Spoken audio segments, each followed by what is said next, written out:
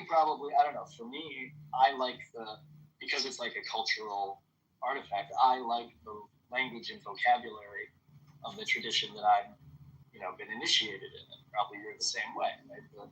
The particular initiated into anything, and that is what it is, Caleb. Like, for me, because it was such a clean slate, there doesn't seem to be attachment to either tribe or tradition or language or any such thing. We weren't introduced. Like, I think that's interesting.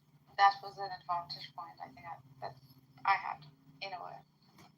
Danielle, we're trying to. Well, I at least trying to get Narcissus to join Judaism. Gosh, first of all, converting to your religion is so hard. Like what? 2+ years of study in the field. No, just convert to Reform Judaism. Convert to Reform Judaism. Reform Judaism is the true Judaism because that's hilarious. Like Orthodox Judaism, it's for the two ones that are too intense about it. The atheists are the ones that have left the faith. The Reform Jews are the ones that have the correct balance of, listen, we're modern, we're intelligent, but also like. You're triggering Exam. Yeah, Exam is feeling something. Immediately prove Samoa's point. Like it undermines his argument completely, because that's exactly what Samoa was actually arguing, that outside of, right, you there's instinct, but then you're going to, you're going to tailor your response according to knowledge outside of instinct, right? But also, if the case that you were still attracted. So the Reform Jews are in the nice middle. Atheist Jews are not part of the mix. Atheist Jews have just ethnically inherited whatever the heck it is, you Polish little Caucasians. Like, honestly, unless you're following a particular school of thought, like, what have you inherited? And there's no, nothing wrong in ethnically inheriting anything. I'm just saying, like, if you're talking about religion, then it has to be within the framework. So that, would you not think? I'm saying the Reform Jews are in the middle, the golden mean. Like you can't be too irreligious or else you're a golfer. And you can't be too religious or else you're a fundy. So you got to be just the perfect medium amount. Meet me in the middle. Yeah, ground zero for the reformers of Judaism were in Germany. No way. Ground zero for a lot of movements in Judaism or in Germany. It's not like unique to the Reform movement. I know, but it is a common question raised. I mean, for your community, right? Shimshon Raphael Hirsch is also ground zero in Germany. Yeah. It's true. Shimshon Raphael Hirsch, and some could say that he was too moderate, right? You can go that way. I mean, he was very influenced by the reformers in some ways. I mean, he was responding to them. He's clearly in conversation with them. I think that Judaism needed to modernize, but some of the steps, I think, were missteps. Just based on the survival of the movement throughout history. Not for sure. Logical arguments, but like, how effective was this at responding to the needs at the time? And, to that end, mostly you'd have to say the craziest reformers of all that were most correct were the Zionists. Yeah, totally. All right, we're going to bore the room with internal Jewish music. A good thing you did, Caleb, I think, with sharing that article, I'm not going to lie, or the video, I think, with Cynic, was that yesterday, very fearlessly, he stood for his stance in a super conservative Muslim room that found hadith to be infallible, which I think he took the stance that it isn't. And he used very methodical, rational, logical arguments to sort of debunk their stance. And I think this approach, all in all, is helping. Not just him, it would help a lot of these traditionalists who just, blindly follow doctrine and dogma. It's a real breakthrough, I think. I hope the world moves in that direction, to be honest. What's interesting about him is that he does have a pretty good grasp of history. He understands the evolution of these things in their historical context, the pressures that came to bear, right? So I'm with you, right? The idea that they're not just divine texts, right? He has a sense of history that knows that people write this stuff, right? Plus, the other people haven't really studied systematic. Yeah, I think it's a systematic study. That's the word.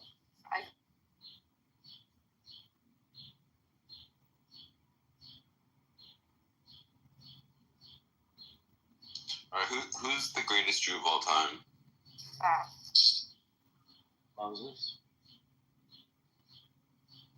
I think the strong contenders are Moses, Jesus, Einstein. I think those are some top contenders. It would have to be Are there any Moses. women? Yeah, but excuse me.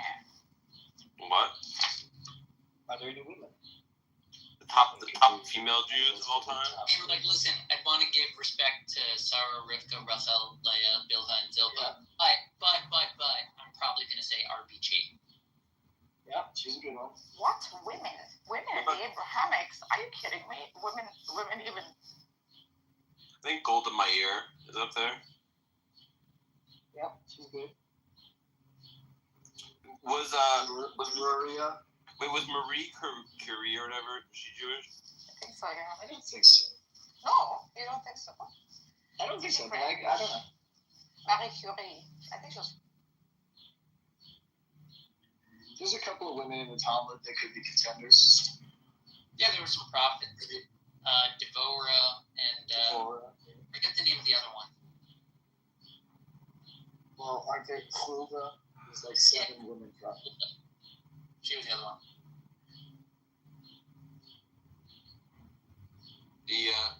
Curie was not Jewish, but she was speculated to be Jewish. Which is funny. They're like, a physicist woman who looks kind of Jewish, you're a Jew.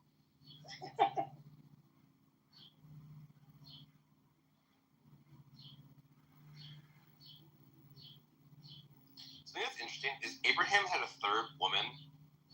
I think it's like Kitover or something like that. Kitover. Yeah. She never gets brought up. Why did she never come up? What? Like, He's the end of the story. She shows up, has 10 kids, exit stage left. Well, so it's interesting, right? Because the rabbis don't like it when you have characters like that. They have the same question. Where did she go? Who is she? Where did she come from? So Rashi quotes a midrash that says Keturah is actually Hagar, and she returns with a new name, with a sort of a new identity. And like, why is that an interesting commentary? Because it shows that Abraham and Hagar actually did have like a real loving relationship, and so she returns. It's a very interesting midrash. You know that one? Yeah. I hear it. I mean, like, in terms of why it's there, I mean, for one thing, it seemed important to have the narrative of the purchasing of the birth of the burial plot for Sarah. So that would have to mean that Abraham exists after Sarah's death. The marriage of Isaac also happens after Sarah's death, also narratively relevant. So the implication, though, if we know that Abraham lives for another 50 years or whatever until Esav and Jacob are like 15, the question is, what does he do in the intervening years? There's like a natural question left hanging if you were to just say he exits stage left, especially with no wife in tow. Does he just sit and mourn Sarah? Like, if this is the patriarch, we should know what he's doing with his waning years. So I'm saying the solution of he has a wife and several kids, it leaves the door open for some other tribes that can like enter into and gain prominence. That's definitely a part of it, is identifying the other tribes. Let's also just say maybe there were other tribes and maybe they did track them for a generation or two from like these 10 guys. But like, whether or not I think longer than that. I think they did it longer than that. Like, I think parts of the stories about Midian and Moab and all that stuff, it's because they're related to each other. Right. Like, that was the way they were tracking their history, through family lineages. And it seems likely that Abraham did continue and have others, but this particular narrative is addressing the 2 potential heirs of Abraham, Ishmael and Isaac. And this, the Torah is making the case for Isaac, and it's narratively writing off Ishmael. Whether or not it's Hagar, not necessarily relevant. It's more like Keturah is like a proper identifier as like the third marriage, right? Yeah, Hagar that's right. Sarah was resolved however it was. Keturah was after that when he's Abraham and already has Isaac and dealt with Ishmael and he lives happily ever after. He's doing what he thinks, what like, the final Jewish version of the ultimate perfect guy is. You just continue reproducing and having happy families. Yeah, I think that's a good shot. Oh yeah, the Hagar thing is not like explicit. Yeah, like you can tie it back in for like simplicity's sake, but to me it's more like an era recognition, right? Hagar was married when Abraham married Sarah first. Hagar is the second wife taken as a concubine and then promoted to wife, and it gives birth to the first kid. But then he has a kid with Sarah, who was the first wife. That itself is already a court case. Who is the true heir? The firstborn son or the firstborn son of the first married wife? Right? Resolved at the end of that narrative, he continues, but over the course of the narrative, his name changes. That's like the pivotal point where all the conflict happens before the name change. After the name change, it's resolved. Hagar gets sent away for good this time, which is a good argument why it's not her. Keturah, in my estimation, is more the resolution of all of that, right? Isaac gets married off. He does the Akedah. Sarah is dead. He has the burial plot. The entire chapter has ended for all of the conflicts he had open from before his name was changed. The resolution is he goes on living as Abraham, happily with Keturah. That's the end.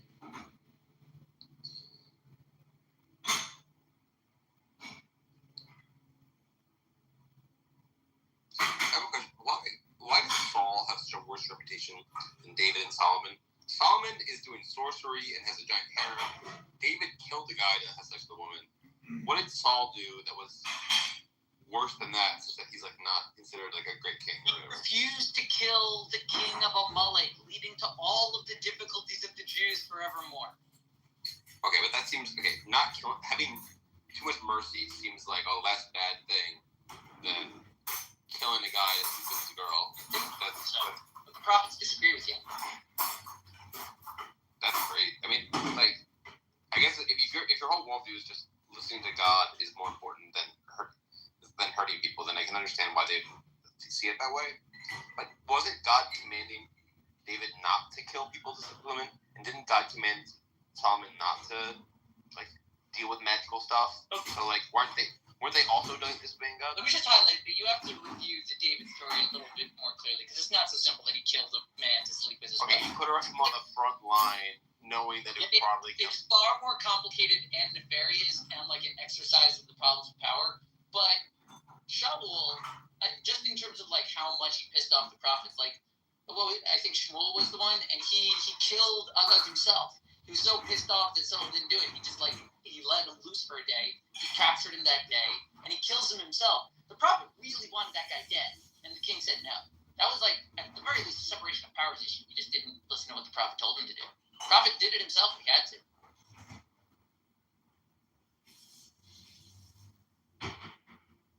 I think Saul gets a bad rap because the people who wrote the story were David fans.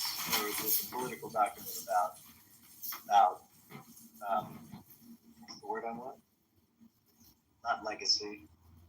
What's the word? You're saying like it's propaganda? Dynasty. It's a dynasty. Yeah. Right? It's the dynasty story of David. And like, I don't know, I don't think it should be so surprising that like the first guy, after a long period of judges and complaining about kings, he's never going to do well. The first experiment never works. Could be. You're always going to, right? Look, the other thing, Sam, is like the way that most of the books of Kings describe if you were a good king, regardless of if you did anything else. You were a good king if you destroyed idol worship. You were a bad king if you didn't. Regardless of if you expanded territory, were wealthy, like there was peace, none of that mattered if you were a good king, just the idol worship stuff. So even though Sam and David have this like crazy, Sam and David, David and Solomon have these like, harems and all these kinds of things, right? Murdering husbands. They were committed to getting rid of that.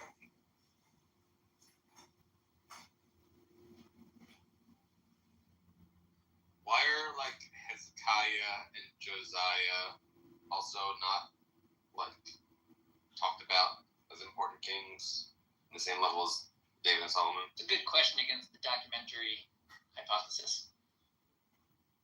But they are given some amount of special weight. There's a good argument that they were the writers, or somewhere around that era. That's the claim. Mostly of Deuteronomy. So what?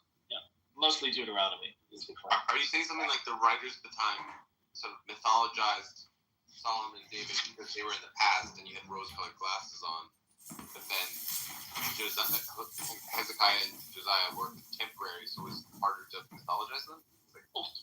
A bit different, right? From any era that we're saying that there's like an authorial intent to propagandize a particular political movement, we can look from the present back to see which political movements survived, and we can also see which fights were had at different points, so we can anticipate what arguments are being had and which ones are supported, because it's following through on the history, supporting the victors, right? So David is great because that line continues even after the fall of Israel, makes it a very compelling case. But even in the time of David, there would naturally already be discussions against the mythology of Shaul, which would have supporters as he's the sitting king. So competing mythologies, and what we have is the final version. It's the documentary theory. But the problem is that should be like Josiah and Hezekiah, or whatever his name is, at the end. And they, they're like kind of one-note characters. But it could have just been like that was the era when they did it, so they built it up as much as they could, and then said, and here's your king today. And then they were destroyed. Yeah, I think that's right. It's a solidifying and centralizing of power based in the historic mythology. That's right.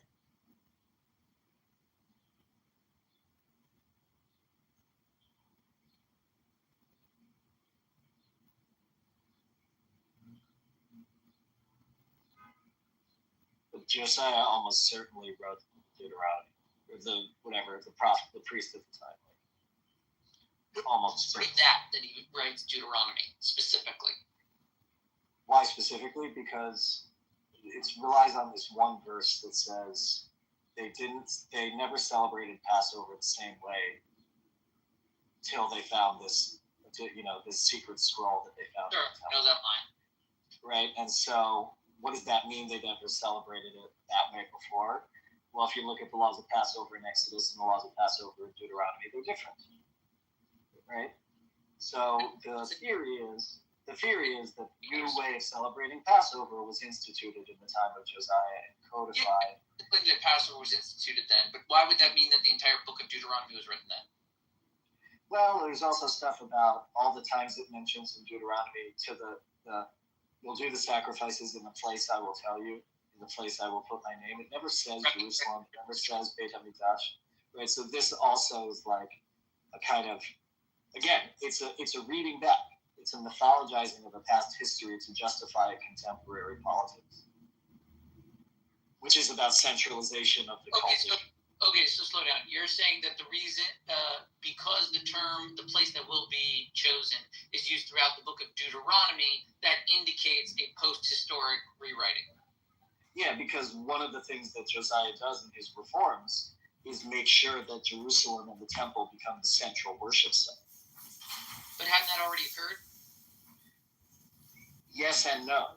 There were still all kinds of local shrines and altars both to Yahweh and altars to other things, right? But the political, economic reforms of Josiah were a way to centralize in all of that centered in Jerusalem. Right, but what I'm trying to say is the big centralization already occurred when the tabernacle stopped moving and stopped in Jerusalem, no?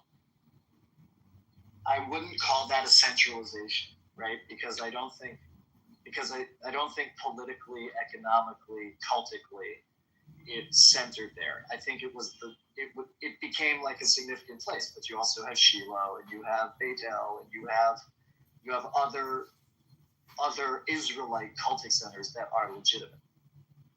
So you're saying that the true centralization of Jerusalem happens in the time of Josiah, and that the book of Deuteronomy was instrumental in affecting that? Yeah. I hear. Yeah. Right, it's the propaganda piece for justifying that kind of centralization. And then what about the rest of the stuff that's in there? Why is that? Just to fit into the narrative? There's a lot of extra the rest of the stuff in Deuteronomy? Yeah, wouldn't it make more sense if, like, Deuteronomy was like a later book?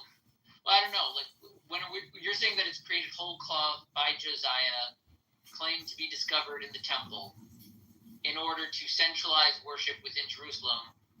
Why would that even be effective? Why would people abandon their Bibles because of a new book that the king says he found with a priest? Because it's written by Moses.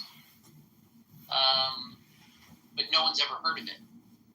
Right, but it has the authority of Moses behind it. It seems like it has the authority of the king and maybe a priest behind it. Yeah, but in the same way that you would write a book, to give it authority, you write the author of the book is this other ancient mythic figure, right? The same way that the Zohar does that. Yeah, no, I get that you can gain authority by backdating a book, but that would only work if it was integrated into like Jewish performance, right? Why would they be fully? I see what you mean. Look, I think. Let's put it a little differently. If all of the Jews alive at the time of Josiah had 4 books of Moses, how the heck did Josiah convince them there was a 5th? Yeah, that's a good question. Yeah. That's a good question. I think also, like, because Deuteronomy is so concerned with what happens when you're in the land, right? It's when you get to the land, here's what you'll do. Listen, all the text clues of Deuteronomy being narratively and constructively different from the other 4, that's obvious. It's made as an epilogue book. It's like, this is the speech I said before I died over the 40 days. It's a very simple, closed narrative. And you're right, you could place it into history at any point. The question I have is, when is the adoption of everyone saying 5 books of Moses? Like, they knew about the 4, they knew about Genesis, they had that as an oral tradition, but then Deuteronomy comes out in writing? Right, so that's, I don't know the answer to that question. But certainly Deuteronomy is relying on some traditions that are much older. That's for sure. The other thing, it ripped on existing narratives. Yeah. That's interesting, because I'm remembering a passage in the Talmud, to your other question, about that they say there's actually 7 books of the Torah. Eov? No, Joshua is connected, and they say that the little passage of Vayehi b'Tzoa Aaron, between the 2 upside down nuns, that is called a Sefer. That's called a Sefer Torah. Yeah. Right.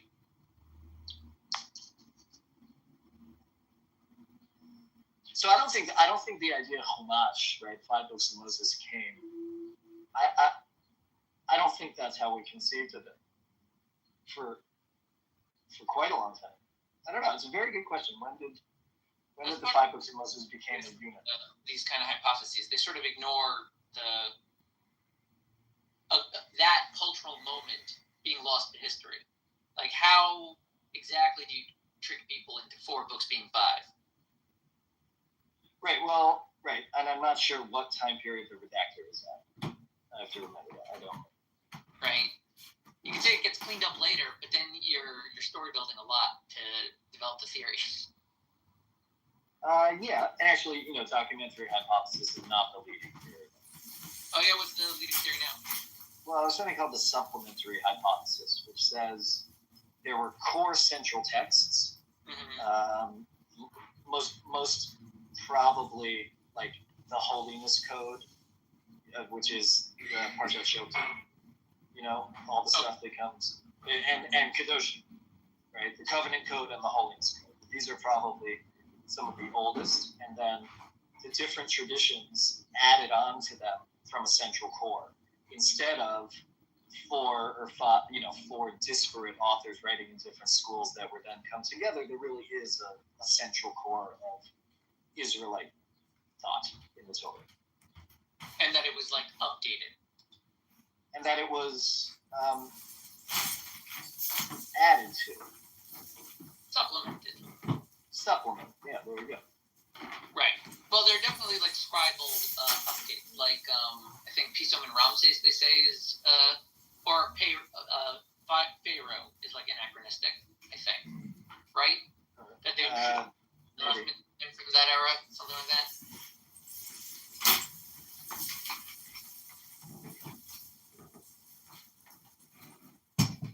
Talking about pen and piece.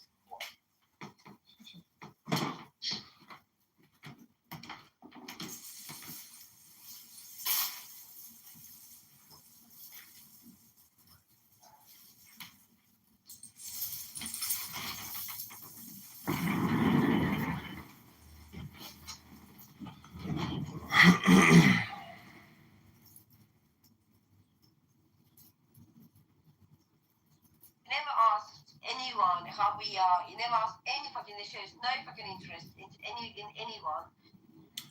Hey, I'm not interested in this conversation anymore, but I just want to come in and let you know that it's so boring. It's not interesting. I just want to reiterate that it's not interesting. Thank you very little.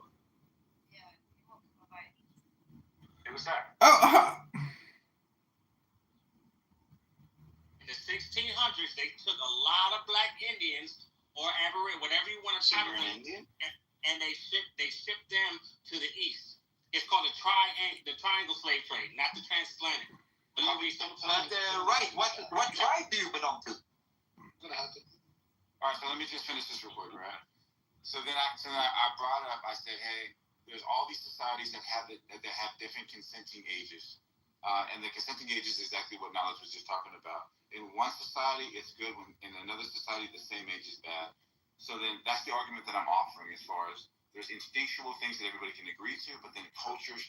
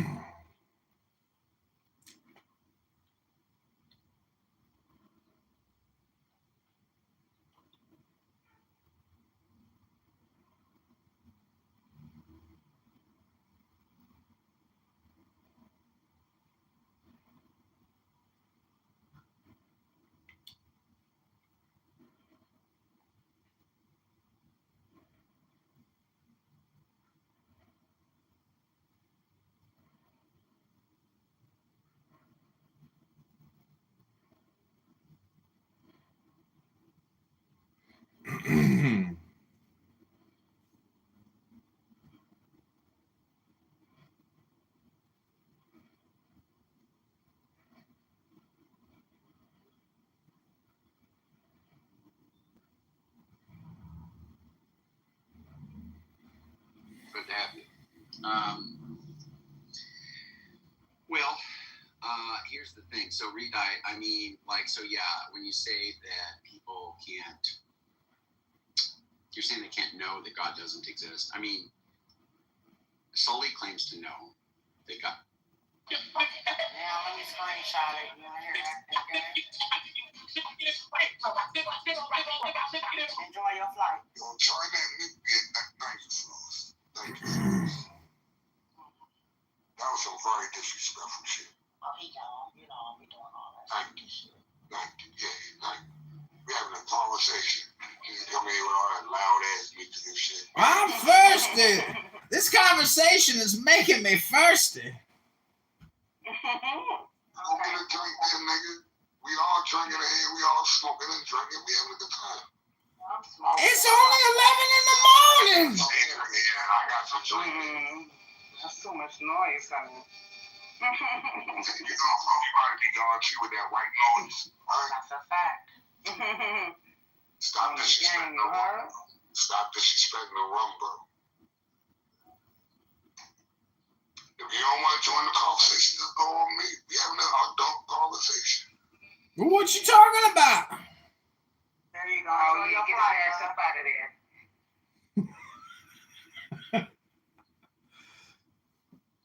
That room is no longer available. That room is no longer available.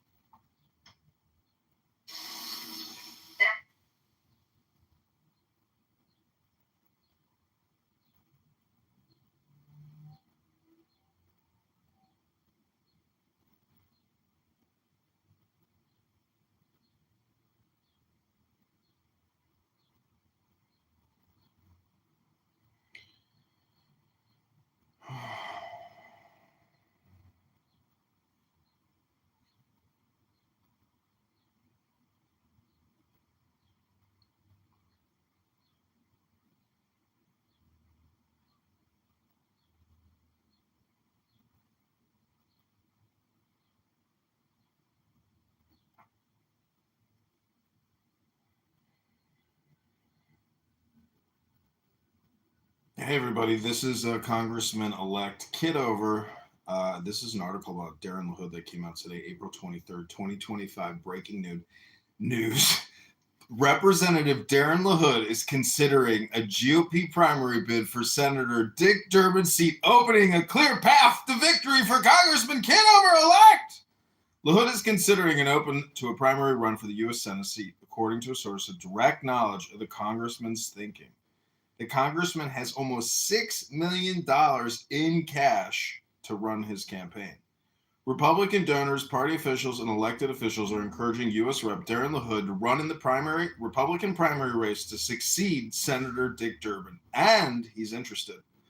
LaHood is considering and is open to a primary run for the U.S. Senate seat, according to a source with direct knowledge of the congressman's thinking. Congressman has $6 million in cash on hand to help a potential bid, and he's seen as one of the few Republicans in the state with the ability to raise significant amounts of money. LaHood is getting pushback from both the left and the right. The right is mad at him for his wait-and-see approach to President Trump's tariffs, and the left is upset about his votes on key spending bills. The congressman endorsed Trump in the 2024 primary and is thus far largely supported the president's policies. So, can't actually view anymore because we do not have a subscription sometimes. But let's see what it says in Google. Darren LaHood, Senate. Let's see what it says. Anything in the news? Dick Durbin steps down. Could Illinois Republicans finally flip the seat? Dick Durbin steps down. Could the Illinois GOP finally flip the seat? Senator Dick Durbin's decision not to run for re-election has local Democrats salivating to take a seat, but don't count out Republicans. Durbin served nearly 30 years in the Senate, the high-ranking national figure. Durbin beat Republican challengers Mark Caron, Jim Oberweis, Steve Saulberg, Jim Durkin, Al Salvi during his Senate tenure. None of those challengers had ever held major office. Yes, but the 2026 landscape will be different. The lack of an incumbent could open the door for a much more competitive race, especially if Republicans find the right candidate. What they're saying, the GOP needs to banish the perennial Dick Uihlein-funded campaign consultants who repeatedly spend millions promoting candidates that have no chance of winning a general election. A former Illinois GOP chair, Pat Brady, tells Axios that would be a good first step. In the last few statewide election cycles, major donors have backed more conservative MAGA candidates who have won GOP primaries but were walloped in the general election. Some intriguing names could include Rep. Mary Miller, Rep. Darren LaHood, and even former Rep. Adam Kinzinger. Senator Durbin's retirement was long overdue, Jake Ford, LaHood's campaign spokesperson, said in a statement. Voters are tired of out-of-touch liberal policies that have failed working families, prioritize illegal immigrants, and far-left ideological agendas over hard-working American taxpayers. By the numbers. The 2024 election netted some positive transaction control. Several collar counties showed better results, but the most recent municipal, like many of the rate gains were kind of trounced at the polls. Illinois is considered a blue state, but it hasn't been that long since Illinois Republicans controlled the Senate seat. Senator Mark Kirk held office from 2010 to 2016 before losing to now Senator Tammy Duckworth. Duckworth polled almost 55% of the vote in the election. The Democrats are very organized, thanks in part to Pritzker. The challenge for the Democratic Party is finding someone who can balance the needs of the urban, suburban, rural, blah, blah, blah. So stupid. Okay, so It's LaHood versus LaHood over Musk. What is this? Scoop. Elon Musk and his Department of Government Efficiency are pitting father and son Ray LaHood and Darren LaHood, both Republicans, against each other. At issue, Ray LaHood, the former Illinois congressman who served as U.S. Transportation Secretary, signed onto a letter with 59 other former members of Congress urging congressional leaders to exercise constitutional powers to stop any one person from seizing control of government. Even more alarming, the letter continues, is that these operatives have been granted direct access to federal payment system, placing Social Security payments, military salaries, and government disbursements under private influence. On the other side, LaHood, Darren, the current congressman who represents the area around Peoria, declined to comment about the letter. But just last week, he praised Donald Trump's policies after hearing the president's address to Congress. Trump and Republican lobbyers are creating opportunities. LaHood said, while there's still work to be done, I'm confident under Trump, Republicans will continue to deliver a more prosperous, secure future for our nation. A tricky situation. Ray LaHood told Playbook he didn't talk to his son about signing on to the bipartisan letter that is part of a broader initiative to support Article 1 of the Constitution, which spells out the role alleged, also putting the names of the letter of former Senator Carol Mosley Brown, Congressman Cherry Busas, both Illinois Democrats, drawing the line. In their letter, the former members of Congress don't deny the government could use some belt tightening, but they say there's a limit. Wasteful spending and burdensome bureaucracy can and should be addressed, but this is not the way to do it. Congress must not allow their constitutional authority to be usurped. Senator Dick Durbin joined scientists, professors, students, others Friday to protest federal cuts that impact the science community. Okay, so that's Politico. Let's look at this one. Search for the next U.S. attorney. In Chicago, underway again in dramatically changed landscape. Brian Fitzpatrick left. Is on hand as Rep. Darren LaHood speaks during the House Select Committee on Intelligence annual open hearing on worldwide threats at the Capitol in Washington on March 9th, 2023. That was Tribune. This is from February 26th of this year.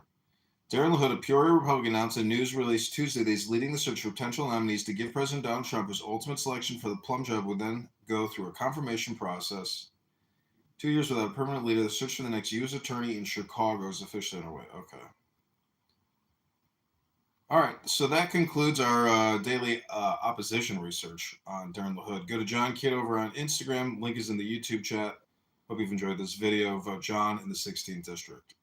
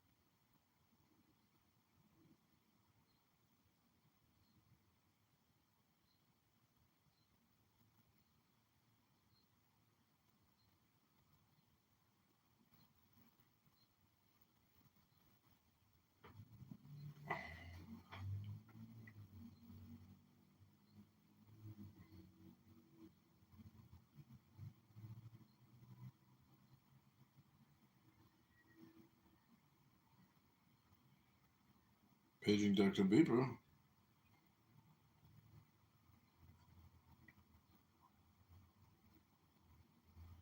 Paging Dr. Beeper.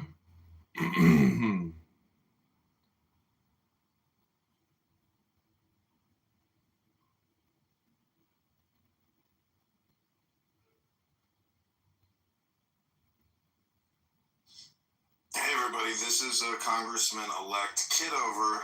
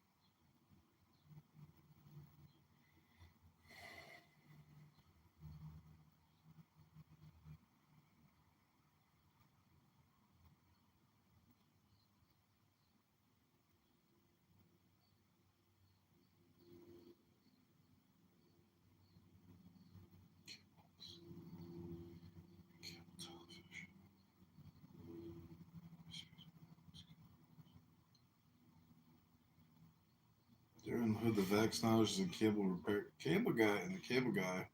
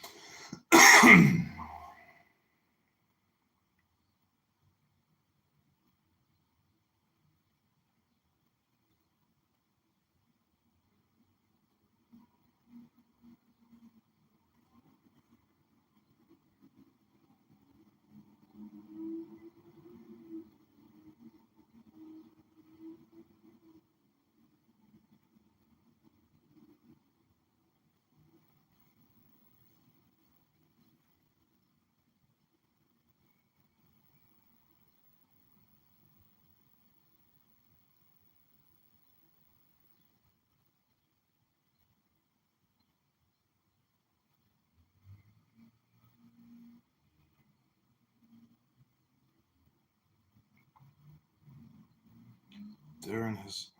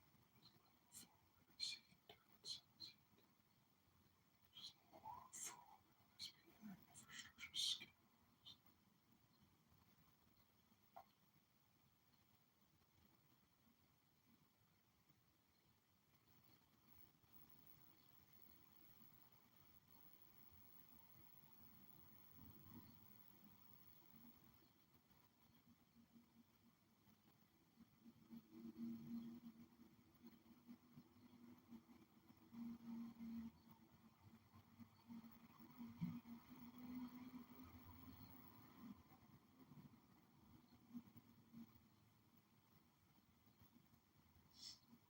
everybody, this is Congressman-elect Kitover. This is an article about Darren LaHood that came out today, April 23rd, 2025. Breaking news. Representative Darren LaHood is considering a GOP primary bid for Senator Dick Durbin's seat, opening a clear path to victory for Congressman Kitover-elect. LaHood is considering an open.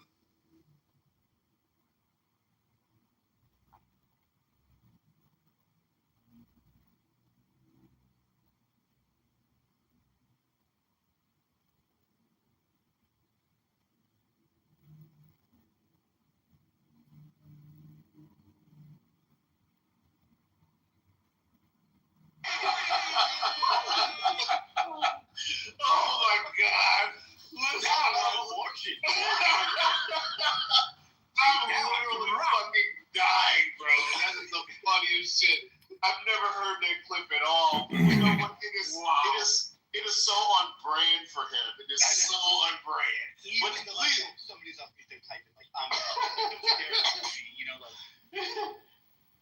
Because of the boundary line, because it's a hard boundary. A child can't consent. It's never okay. And that's not nurture. It's a universal developmental line. So the reason that they're not the same, Nathan saying that they're the same. Mentioned that he walked by and had my last name, and he's like, "Yo, I didn't know you had a mansion out here." So, I mean, it seems like, you know, he's like, again, he's active on IG and stuff like that. So. That's what's up. I'm gonna talk to him on IG.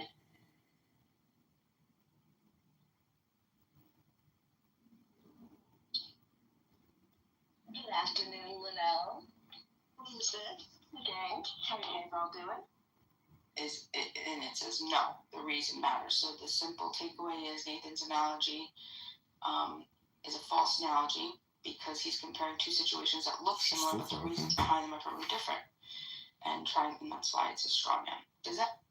Myself, you may be mutual friends with both of us, and so I can understand you're kind of having, you know, you're in a position of having to kind of be in the middle, so to speak. But I just want to get clear, Glenn, so I understand what your commitments are. Andrew, is this a full-time job for you? How are you on here 7 days a week talking about this shit? I mean, nonstop. Like, what is your objective? What are you gonna do with your life? This is beyond pathetic. I mean, get out of your Honda Civic and get a job, get a girlfriend, go read the Bible, have a lunch, do something with your life. I got you. You can be a knucklehead in the audience and a pest down there. Go ahead. Thank you, Glenn. So the commitments that you have, I just want to be clear to make sure we're on the same page, at least where we are at. I'm not saying that we're theologically or politically committed to the same things, but so by my lights, Joel is a racist. Okay. He has disdain for white people. A racist that never killed anybody. I was talking, have some decorum, remember?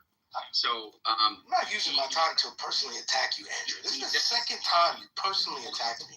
Hold on.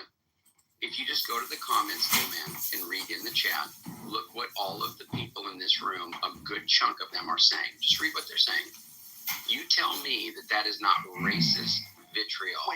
We have to discuss that. You didn't do that. Hold on. You didn't do that in that room that we were in talking to you, Andrew. Andrew, in that room, you had a lot of white people in the comments calling us N-words, saying all kinds of things. I mean, that's true, though. You can watch fine. Hold on. 1 minute. Andrew, you're the most racist scumbag on this map. Hey, bro. I gotta move you to the audience, man. So, one mic on me. Let him say what he's got to say, and then give a response, and then we'll move forward from there. And the same thing when y'all speak. You'll have the floor, and he doesn't have to interrupt or need to interrupt. If y'all want it, then give it. If not, then display it. And that's how this will go. Go ahead. I appreciate it, cool, man. And listen, I'll mute and I'll let them say all the nonsense that they want to say. I just want to say to you, cool, man, that they're clearly racist, and I don't accept this modern usage of racism. We spent 14 hours. That's correct. Joel is correct. We did that. The way that Joel treated me, I don't know if you heard the dialogue when it happened, but he was absolutely disingenuous. He's not a very clear thinker. So anybody that actually is articulate and understands how reasoning works, logic works, they would be able to pick apart what it is that he did there. And I can do it myself. What he did there was absolutely dishonest throughout the conversation. Various things he did, and I could just point them out. We go over the audio, right, of it, even though it wasn't a recorded room. There's little birdies, let's say. There is some recording. There actually is a recording. You're gonna lose now. No. I don't know if it can be played, but I got it right here. Did you get that uploaded? You got it uploaded? What? I can play it right now. Okay, well, I'll let y'all have that in just a second. Andrew, go ahead. Finish that what you said. So cool, man. What I want to do is for people that have half a brain that are reasonable. I want to stop. See, the weird tactic that he just did is I notice what just happened, cool, man. This is just real time. I said there were little birdies, meaning there were other people who recorded it, right? And now I'm saying that there's audio available. And then he does this thing. We have it right here. Oh, now you're cooked. It's just rhetoric. I was the one that was admitting there was audio, and I'm glad there's audio. I want to go over it. And I would like to go over it with you and anybody that is objective to actually note how dishonest this man is in conversation. He said a lie about me after he kicked me down. You gave me mods, cool, man, because we spoke about this. You gave me mods, and he had the gall to kick me down because I said his name 3 times in a row, Joel, instead of Joel. I guarantee you, compared to the stuff that he was saying, that's a minor offense. The stuff that he was saying was, you white people across the board. It's racism. And I don't care, you guys can restructure it however you want and change the terminology and try to use the systemic racism is all that applies. So that's the term we're going to use. And so we don't do interpersonal racism. That's not what's really happening. It's just prejudice. So when we stab somebody because their skin's white, it's just prejudice. We can look up the stats on black on white crime in America. And it absolutely happens. People get killed for the skin color. And the point is to say that that's not racism. It's just to devalue or invalidate what it is that a white person is claiming is going on. It's disgusting. It makes it seem like, oh, well, this is just prejudice. It's just discrimination. It's not racism. We're going to say that really bad word for the systemic stuff. No, it's bad when you stab somebody based on their skin color and kill them. Now, here's the thing, cool, man. Despite what they said, I hadn't used the N-word, okay? I'm not in there using the N-word. I didn't say you used it. Hey, stop.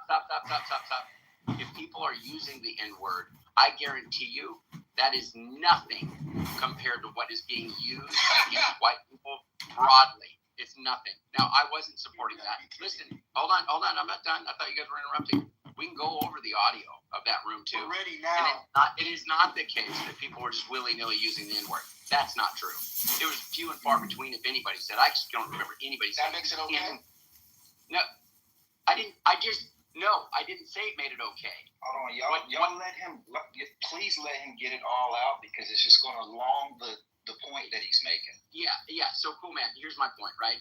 You go through the chat, you look at it, right? Now, as far as I understand, you're committed to Christ. There is a gazillion injunctions against this kind of behavior.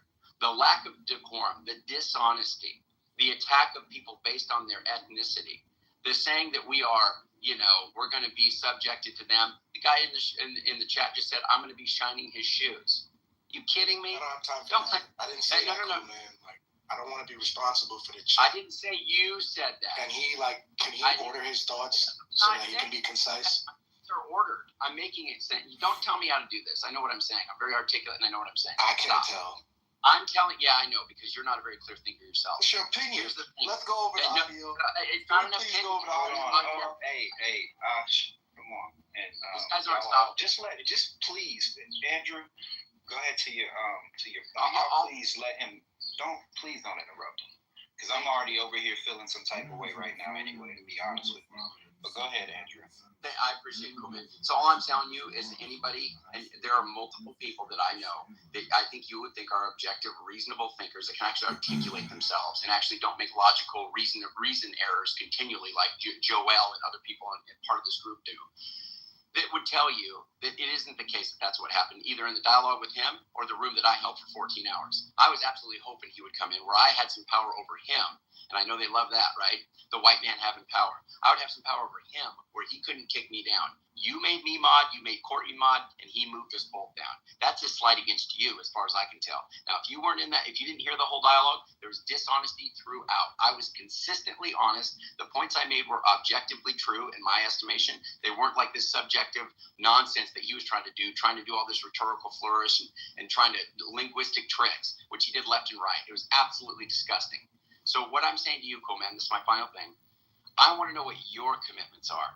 Do you think that white people are garbage? Do you think that white people can't be saved? Do you think that white people are devils? Or do you think that we should be treating each other with love and solidarity regardless of your skin color? And it's the content of your character that we should be examining. Not that, nope, it's okay, Benji. It's okay, everyone else.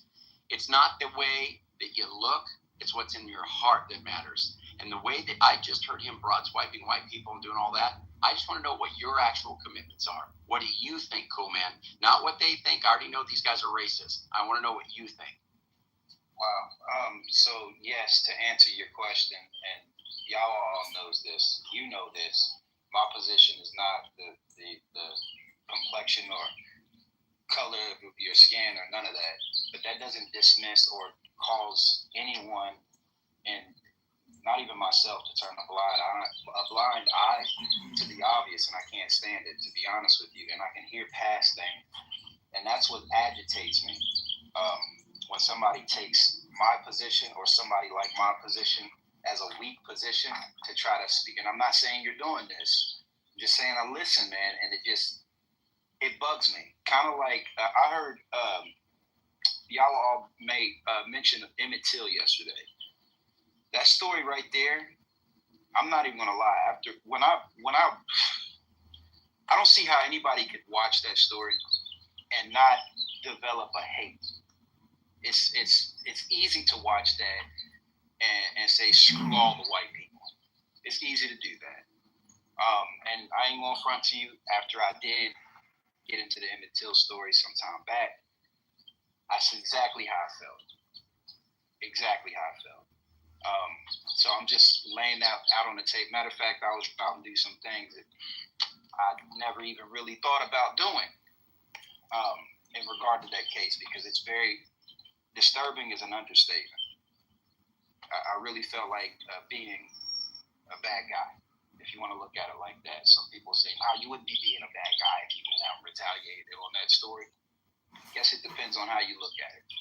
But that was definitely not a pleasant experience at all. When a lady lied, they took, and this is kind of some of the stuff that was being talked about earlier when the other guy that was here was being, which he's no longer here, I don't see him on the stage, was being questioned about similar scenarios and kind of brushing it off to the side and playing mutual on it.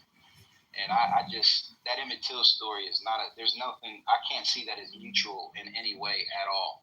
There's no mutual perspective on Emmett Till to me. That's me personally. And then we can go to other folks too if you want to get technical.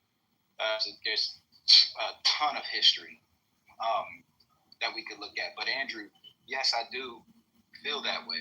It's about what's in the heart. I agree 100%.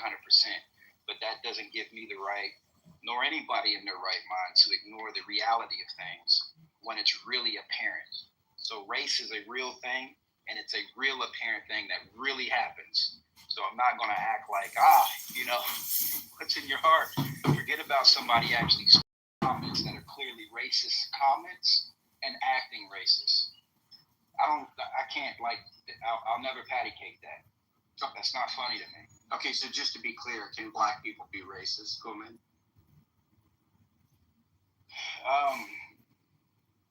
The way y'all all explained it from that perspective, it's hard to see it like that, but from the way I've always understood it, I would say yes.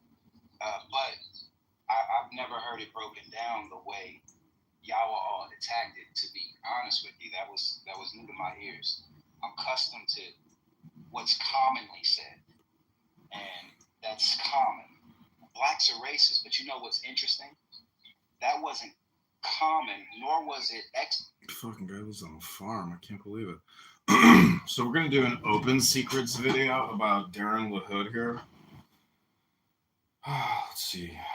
Open Secrets, Darren LaHood.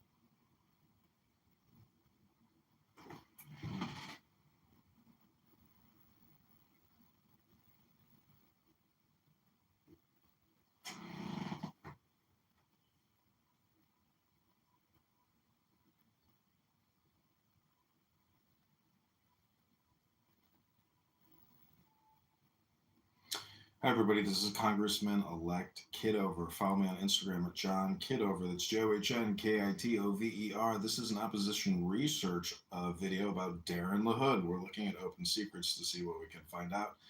This is the 2024 cycle. He's in the leadership pack for the Abraham Lincoln PAC. Let's see what this is. So this is the funding. In 2022, they had over 500,000. Total raise 784,000, 765,000 spent, 100,000 cash on hand. Location is in Athens, Georgia. It's a Republican leadership PAC, and the treasurer is Paul Kilgore. So whoever Paul Kilgore is, Darren LaHood is connected to him. The full disclosure is almost $1 million. The net worth of LaHood is at about $575,000. He's got a $250,000 liability, it says. And the Illinois Farm Bureau indirect expenditures that target this member, the Illinois Farm Bureau, $10,000. This is Rep LaHood. So if we go in here and we look at the federal congressional candidacy, this is the 2024. He's a member of the Permanent Select on Intelligence as well as the Way and Means Committee. The next election was in 2024. Top industry donors, the insurance industry at $258,000, and then the top contributor was Springfield Armory. He raised $3.7 million, and he spent $2.1 million. He has apparently $5.5 million in cash on hand. So that's a lot of money. These are the top contributors: Springfield Armory, Marquee Energy, APAC, American Israel Public Affairs Committee, Akin Gump, and BGR Group. Individuals, top industry, insurance sent him $258,000. Securities and investments, $229,000. Lobbyists sent him $209,000. Health professionals, $153,000, and the pharmaceutical industry, $142,000.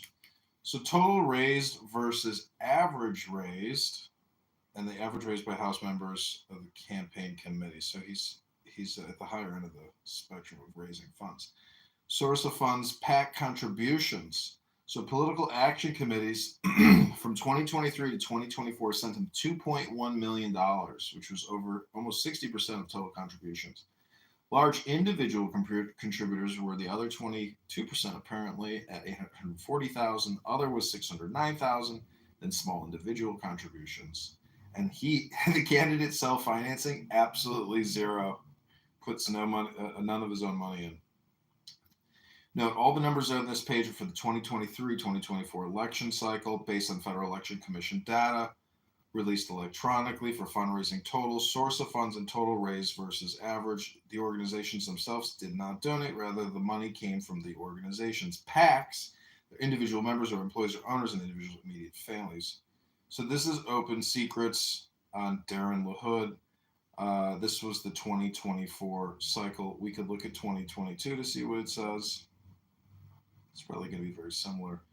He raised $3.8 million, spent $3 million. At that time, he had $3.9 million on hand. So the Vote to Sani PAC gave $92,000. Ernst & Young, Breakthrough Beverage, New York Life, and APAC. He's consistently getting APAC.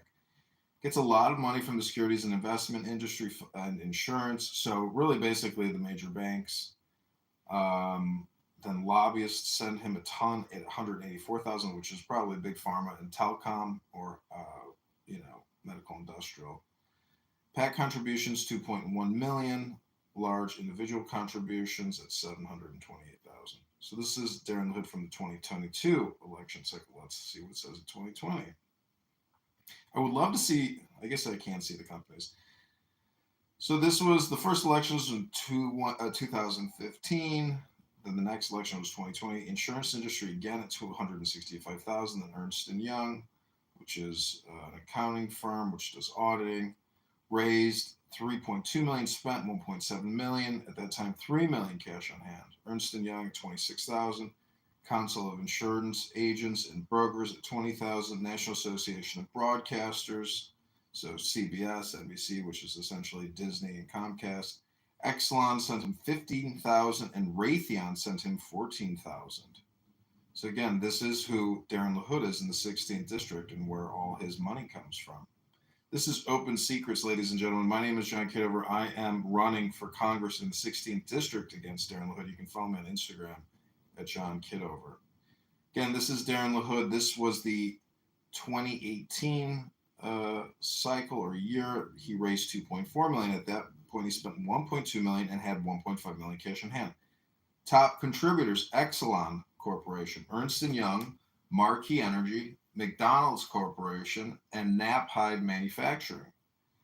Top industries, again, insurance, health professionals, securities, investments, and lobbyists. He's big into insurance.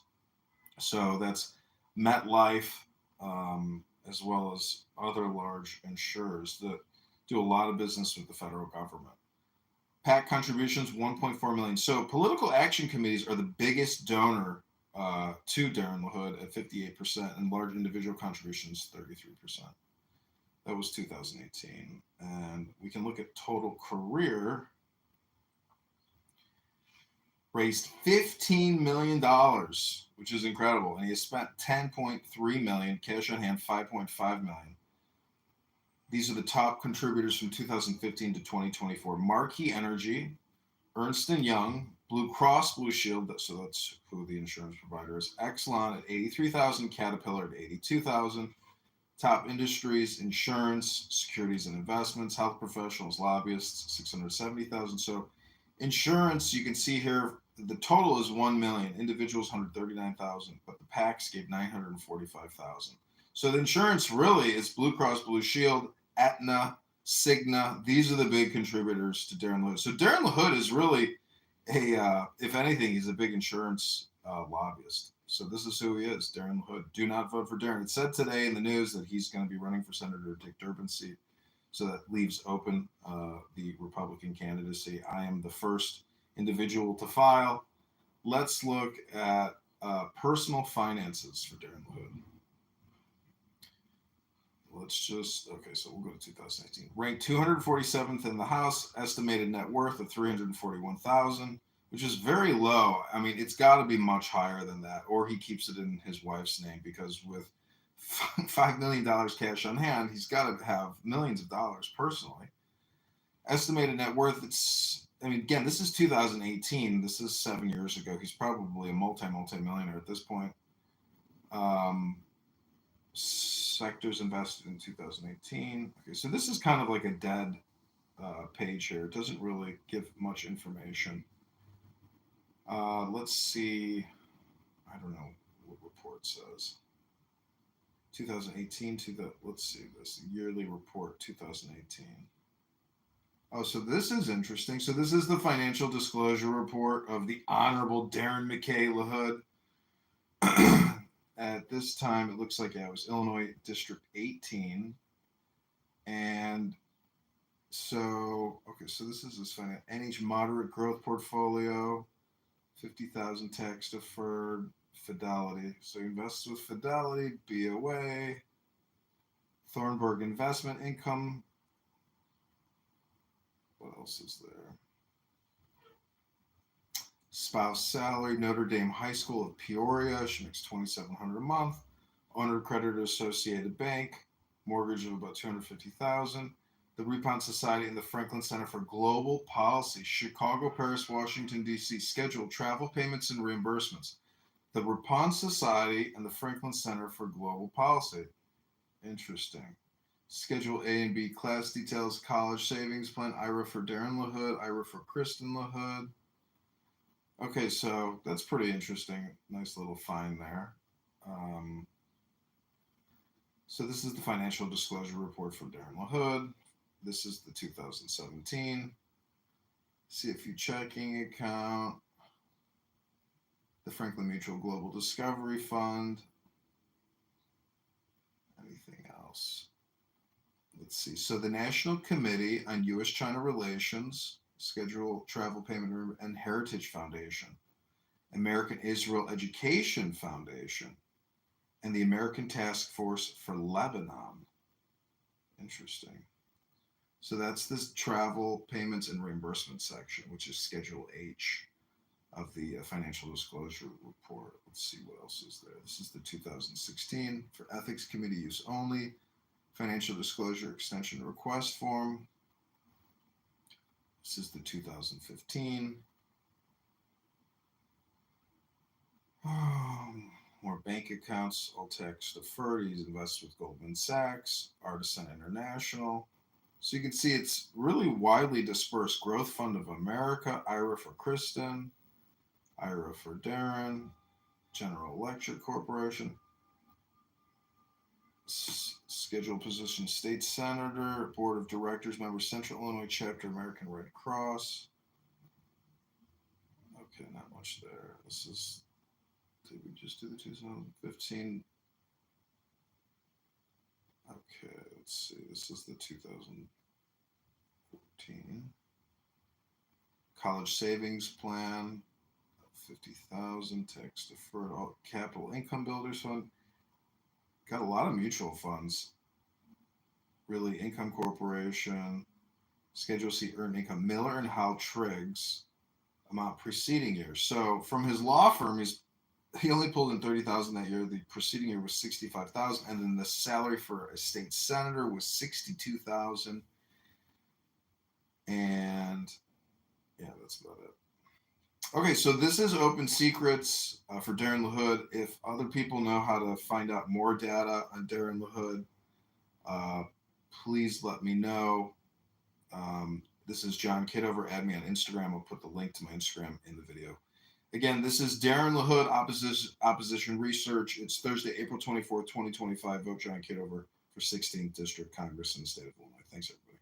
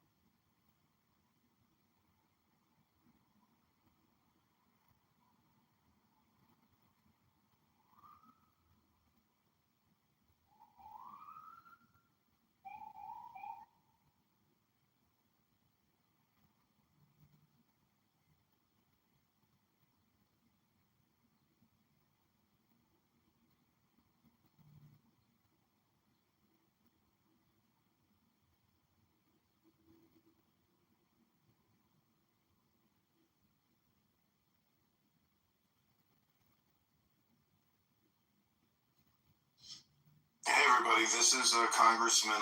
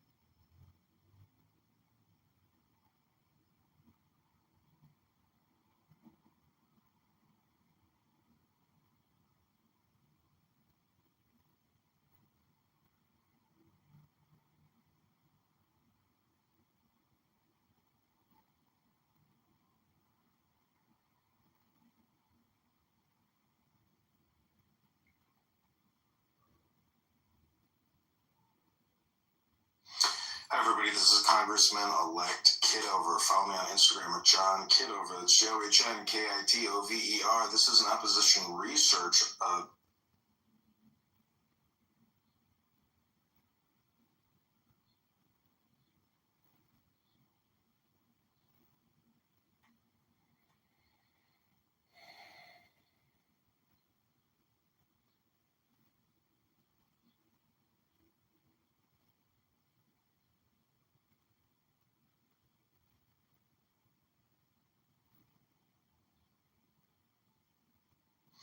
Hi everybody, this is Congressman-elect Kitover. Follow me on Instagram at John Kitover. That's JohnKitover. This is an opposition research video about Darren LaHood. We're looking.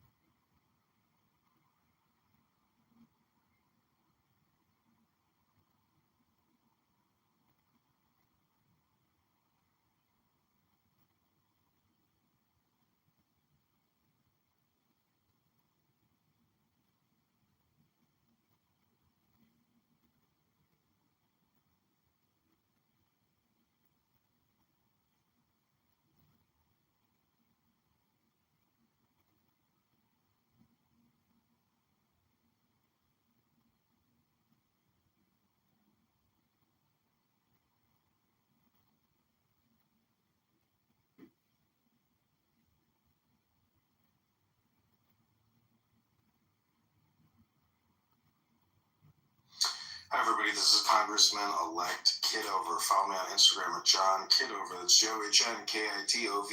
This is an opposition research video about Darren LaHood. We're looking at open secrets to see what we can find out. This is the 2024 cycle. He's in the leadership pack for the Abraham Lincoln PAC. Let's see what this is. So this is the funding. In 2022, they had over 500,000. Total raise 784,000, 765,000 spent, 100,000.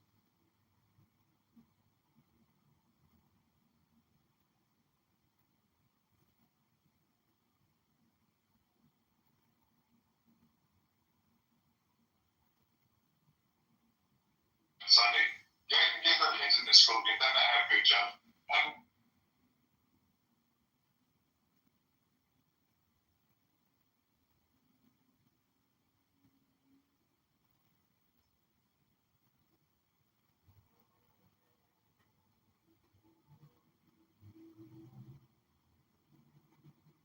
Video about Darren LaHood. We're looking at it.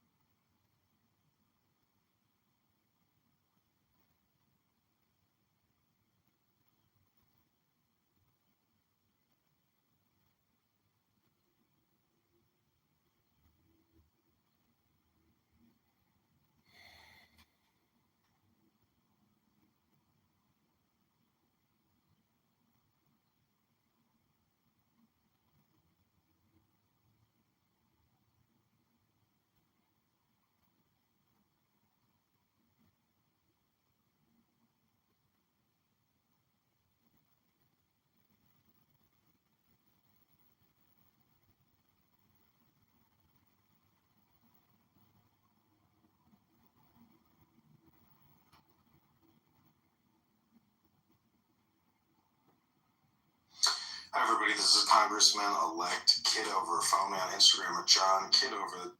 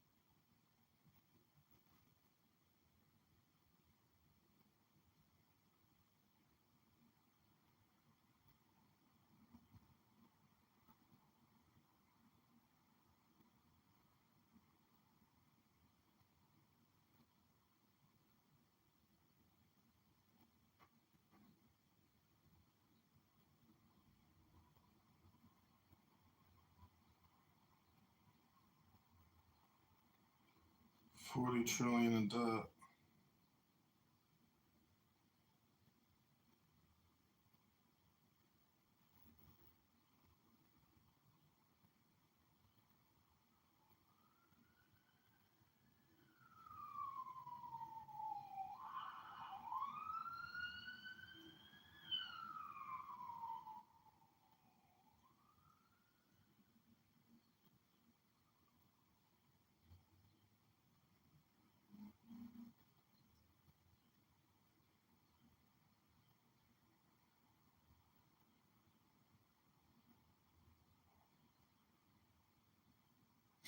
$40 trillion debt, $100 billion a month in interest payments, tariffs, MAGA.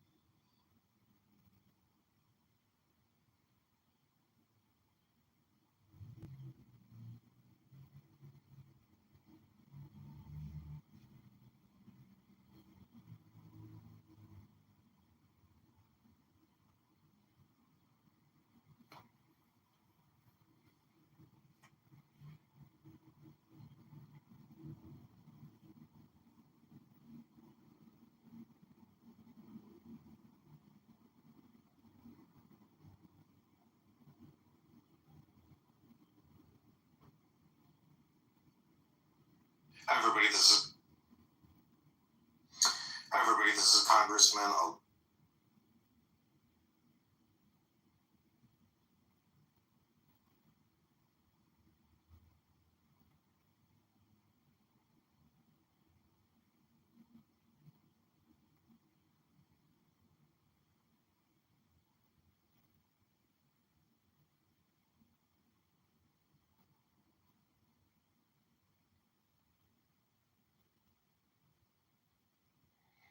Darren is a big farm with big health insurance and high-speed internet fraud. Republicans' most primary LaHood if he doesn't run for Senate.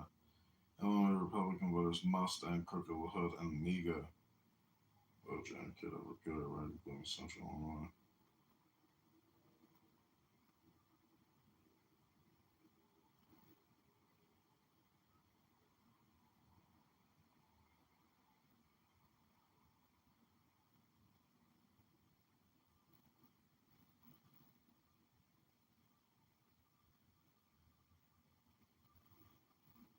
You know, they,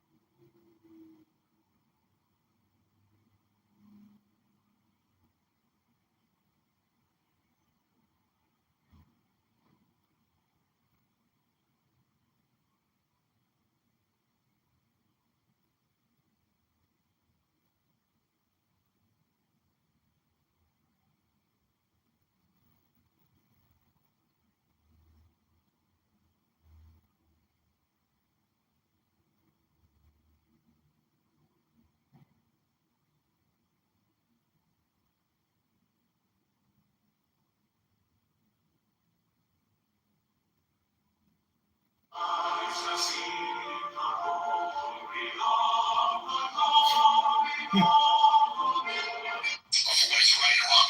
And the reality is, very few people in power. Okay, we're. You remember the bunny with.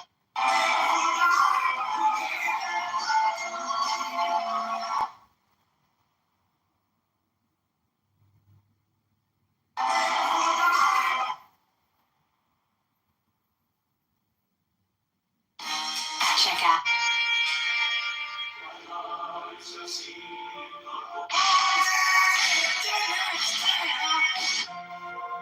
If tomorrow.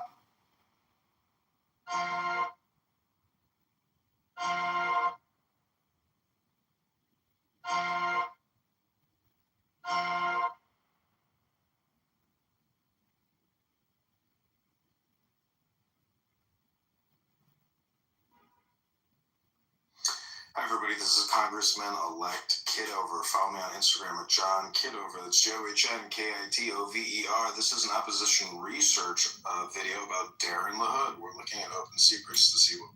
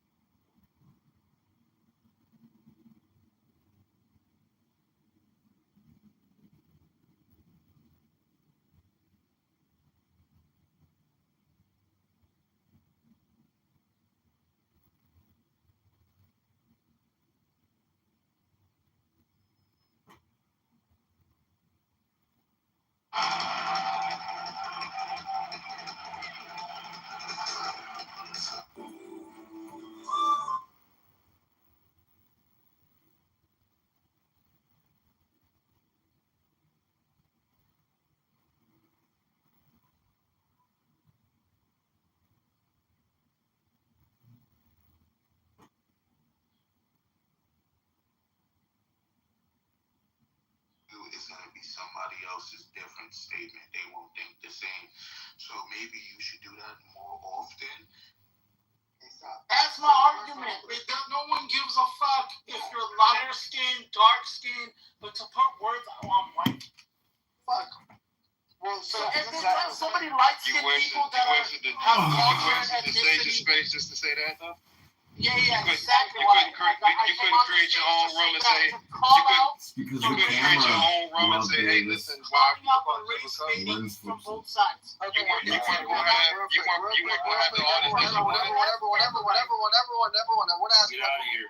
I want to ask Red Rum. This ain't the room. I'm sorry, you don't have to stay up for me. No, this isn't. Who are you? Stop. I barely know you. I just met you today, and you come into rooms and you say this isn't the room. Go mod your own room. Go make your own room. Red Room. This is the room. This is the exact room to talk about this. What are you talking about? Literally, the title.